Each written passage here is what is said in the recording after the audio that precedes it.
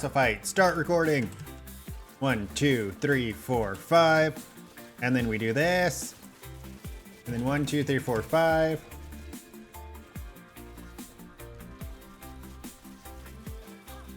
Okay, not fair.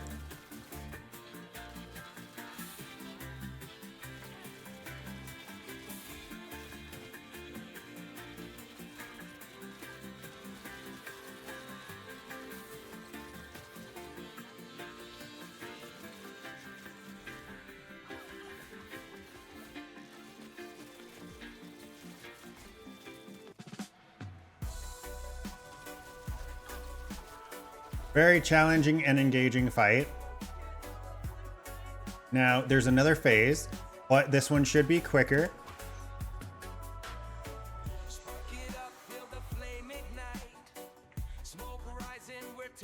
Because we're going to cheese it a little. 1, 2, 3, 4, 5.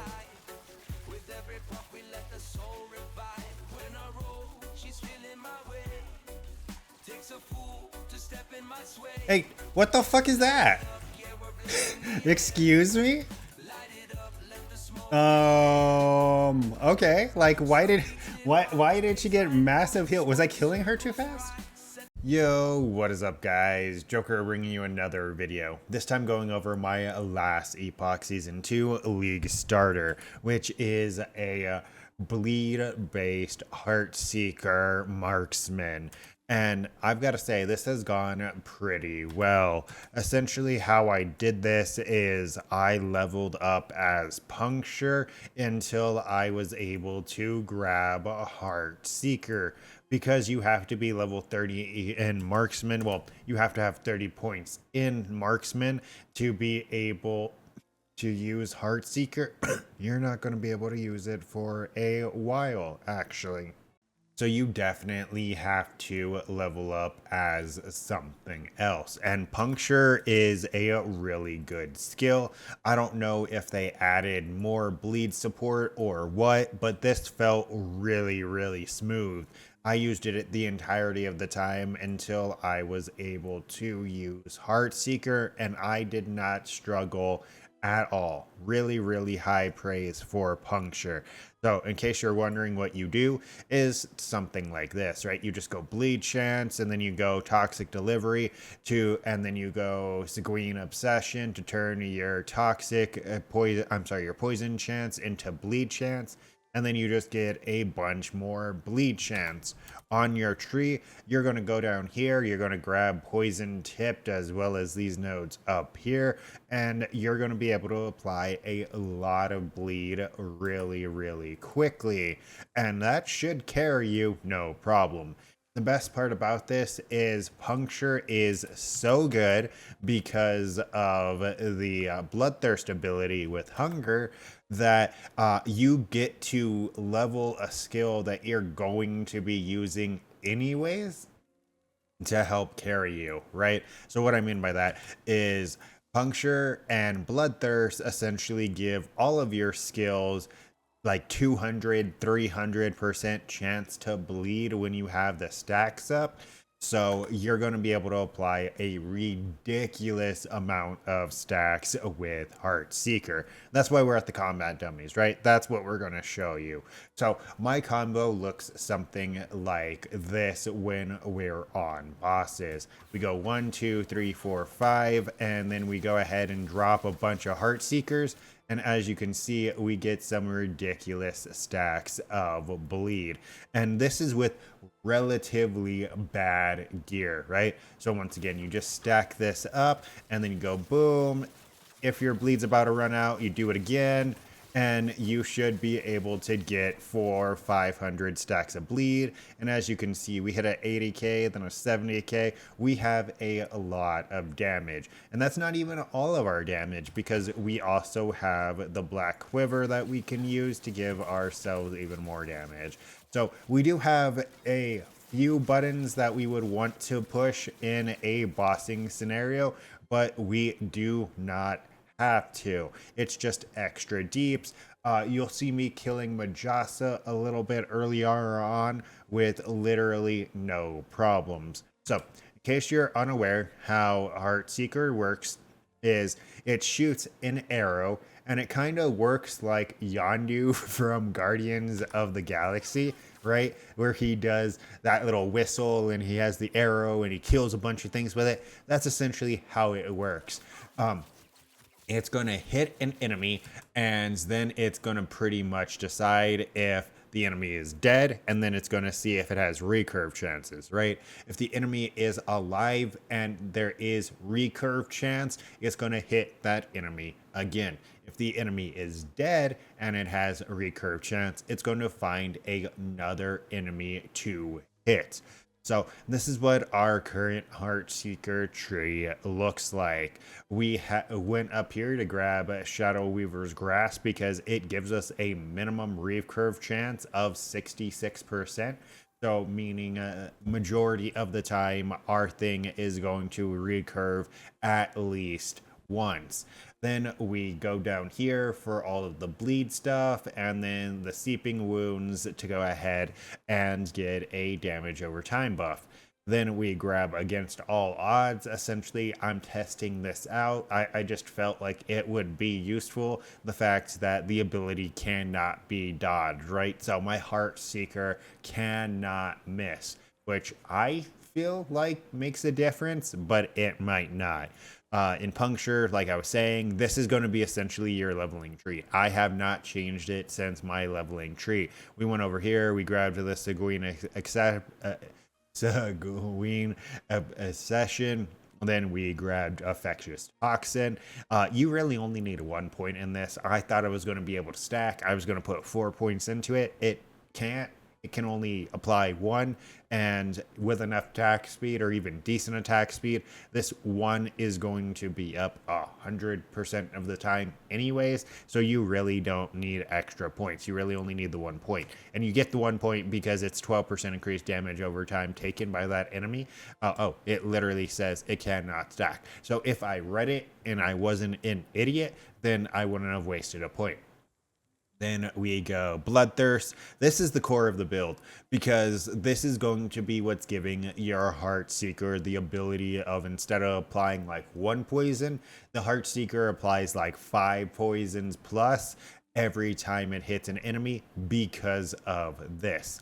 And then we go Hunger to give us more Bloodthirst. We have Shift, and then we have Velocity, so it costs less mana. We have Hypovolemia. I don't know if I pronounced that right. So we get more bleed chance, and then Emergency Flask. If we're dying and we use Shift, we use a flask. Then we have some buffs here for movement speed. We leave a shadow behind after we shift, and shadow recuperation. I wish I knew how to read. I'm going to blame it that I am sleep deprived. I was just up for 20 hours doing the league start of Torchlight Infinite and the league start for last Epoch. I got both games to end game, so I'm relatively happy. Then we have a Jade Quiver. We could honestly unspec out of it. We could spec out of this because we're not caring about poison anymore because of the fact that we're bleed now, right? I was using this primarily when I was using Puncture, so I would have extra bleed chance on my Puncture. Then we have Breathing Technique and Rebound. This is essentially just a quality of life to help heal me up, right? That's the main reason. Every time I shift, I gain like 100 plus HP, and I only have 900 HP. So I gain like 15-20% of my HP just from dashing. It's really, really helpful. On top of that, we have the Dark Quiver, like I was mentioning, and this drops arrows. Now, this has a poison chance right now because of the same thing, where essentially we should spec out of this because we're not poisoning anymore. But apart from that, we have Crimson Quiver and Lacerating Arrows for, once again, like more bleed. Honestly, I probably could spec out of this because it impacts Puncture, not a Heartseeker, right?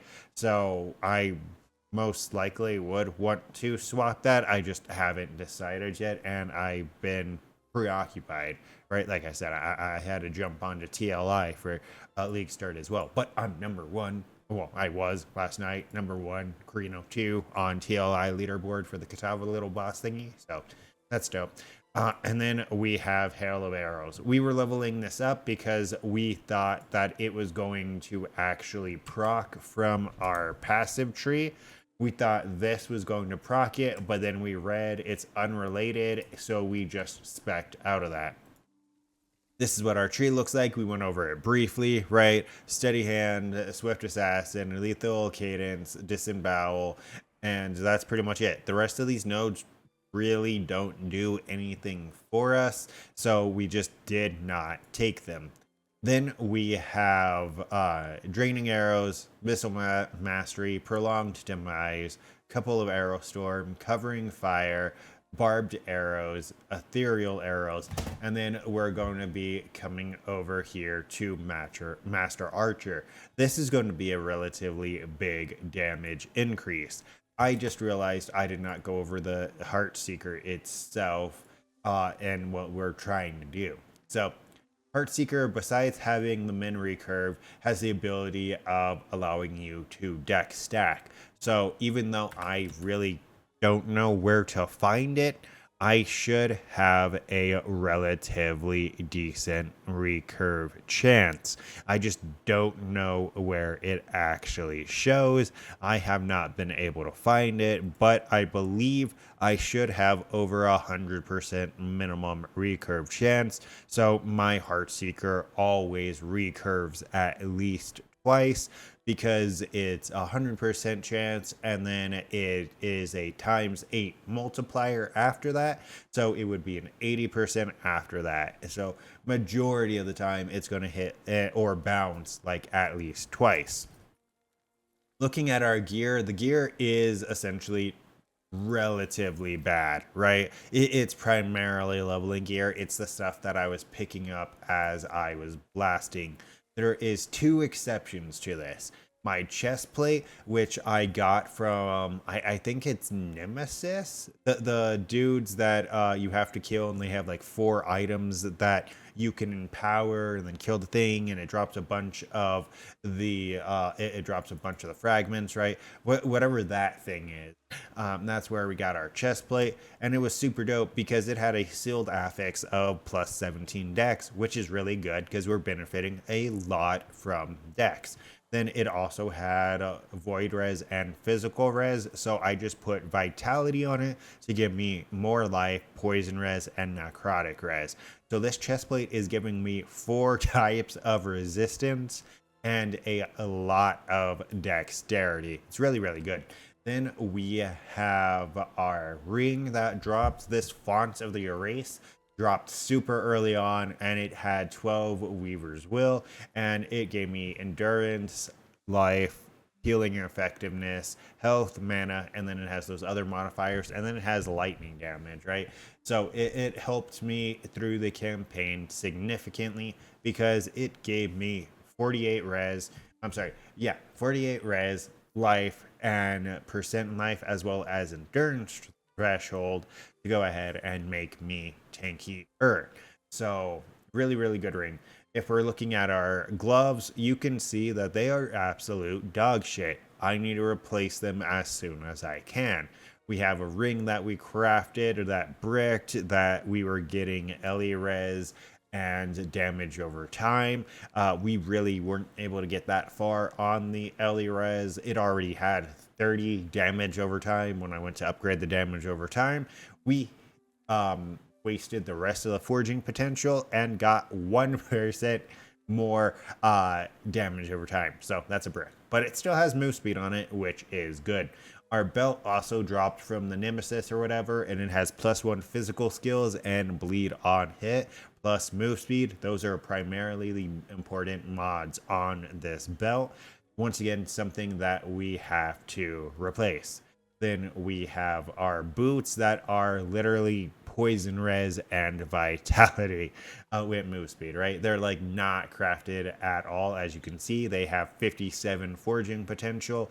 We're hoping to make these relatively good here relatively soon, but we could also just find flat out better boots. That's why we didn't really craft on these. Our relic has damage over time, dexterity, health, and necrotic resistance, with it being the weathered coins for the shred armor because we are doing physical damage primarily. Our quiver has double res, attack speed, physical damage, bleed chance, and slow chance. We technically do need a better quiver as well. Our bow is damage over time, bow damage, chance to bleed, and armor shred with a base of chance to bleed. That's kind of the core, right? We want as high of a chance to bleed as possible. That way we can apply as many stacks of bleed as possible because bleed stacks infinitely, right? Then we have our helmet, which is dexterity, vitality, physical, and lightning. So you can see like a common trend of the newer pieces of gear, right? Double stat, double res, and then whatever the implicit of the item is. Then if we go ahead and take a look at our idols, this is the most impactful part. My idols are by no means perfect, but they are pretty decent, right? Well, not pretty decent, but this one is like the magnus opus of what I dropped yesterday. It's recurve chance for a Heart Seeker plus double bow damage. And once I get to the Weaver's Wheel end game dungeon thingies, I'm able to put additional modifiers onto it. So this is essentially my best in slot idol. Then we have just a bunch of here and there idols with a bunch of one-off mobs, right? Physical damage, damage over time. Then we have some ward, bleed chance, res, right? And then this just has bow damage as well.